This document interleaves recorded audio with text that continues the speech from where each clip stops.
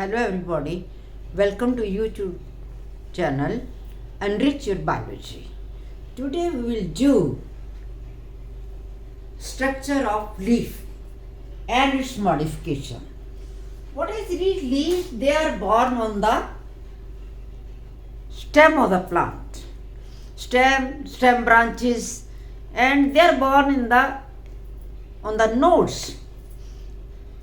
You know, each stem has or each branch has nodes and internodes. These points they are called as the nodes, and space between the two nodes is called as the internode. They are born on the node, and each leaf has three parts.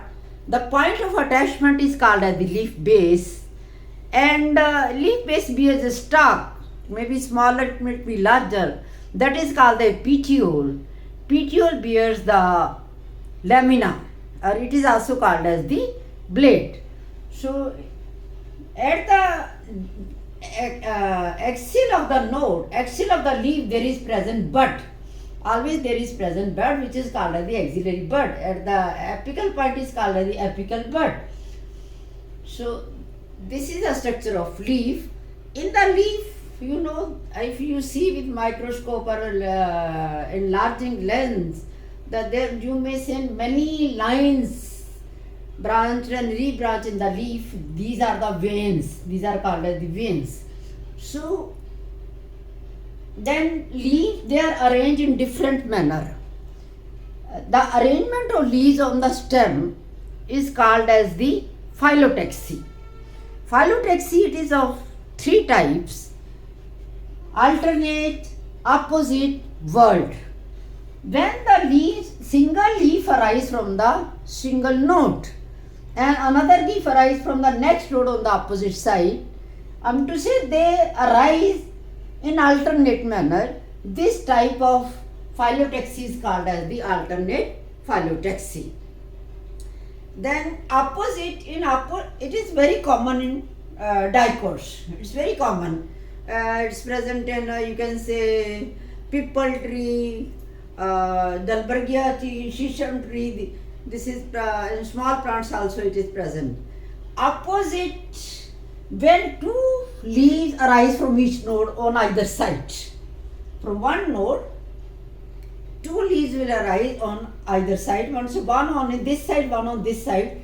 This type of phyllotaxy is called as the opposite phyllotaxy, as in case of guava, calotropis.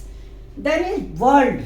Whorled phyllotaxy means more than two leaves, they arise from the single node. That is called as the whorled phyllotaxy, as in case of Alstonia. So this is all about phyllotaxy. Then there are present many veins and veinlets in the leaves, lines-like structure.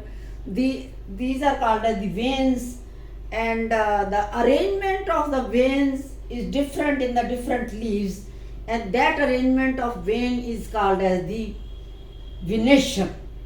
So venation in case of leaves, it is of two types: reticulate venation and parallel venation. In reticulate venation, there is present single midrib. It gives many branches. Further they branch and rebranch to form the network.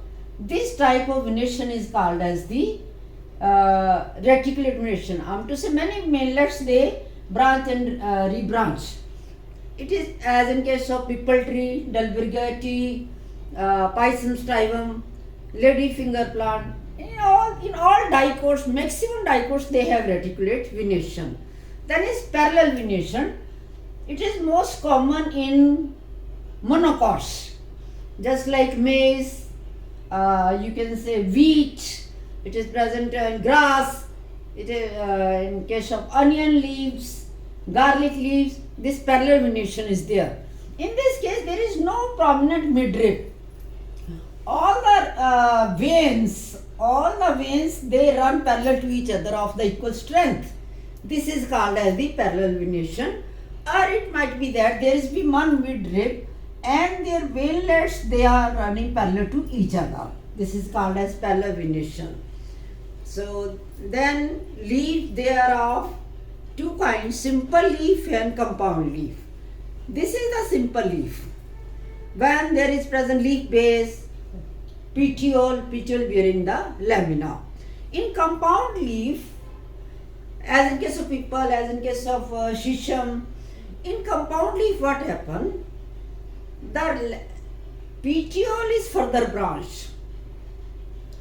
It does not bear the single lamina. Petiole may be further branched, and these branches may bear leaf-like structure which are called as the leaflets, and these branches are called as the rachis. These branches are called as the rachis, and such type of leaf is called as the compound leaf. The compound leaf may be pinnately compound leaf or palmately compound leaf.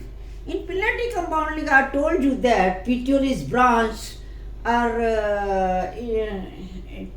which is called as the rachis, and it may bear the leaflets.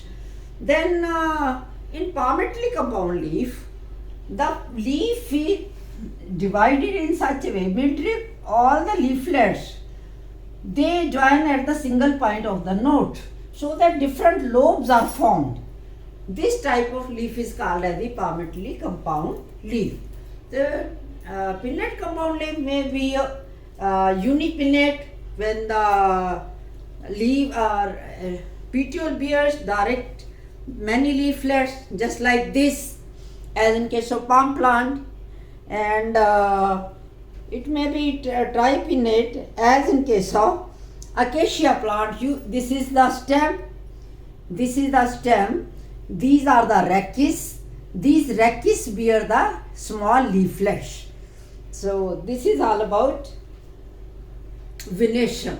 Then we come to the modification.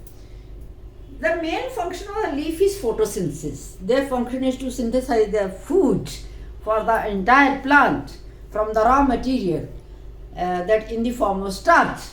But sometimes they are modified so that to perform function other than their normal function of photosynthesis. What are those? Leaf tendrils. In case of, you might have seen the sweet pea plant, I meant to say Pisum stymum, or you can say in the Hindi Matar plant. There are present on the stem coil-like structure, which when come in touch with any contact with any spot, they coil around that. Such structures are called as the tendrils. Leaf tendrils help in climbing the plant on the spot. And then is leaf spines. Sometimes the leaves are modified into spine-like structure, as in case of Pansia, to reduce the transpiration and prevent the plants from desiccation. Those are called as the leaf spine. Leaf thorns are also present, which protect the plant from browsing animals. In addition to this, some leaves they perform the function of storage, as in case of onion, as in case of garlic. The portion which we take, onion and garlic, those are leaves. Those are scale leaves in which the food is stored. So they are also storage in function.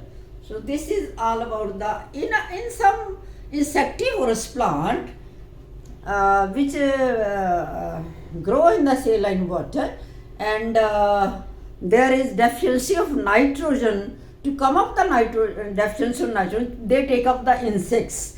So the leaf lamina is modified into pitcher-like plant. Inner side of the pitcher has digestive glands which secrete the digestive juice. These pitcher, they trap the insect coming in the water current, and it digested inside the plant. So they are also modified into pitcher. This is called as the insectivorous plant. So this is all about leaf and its modification. I hope you might have followed it, listen it, like it, subscribe it, and share it with your friends. Have a good day. Bye.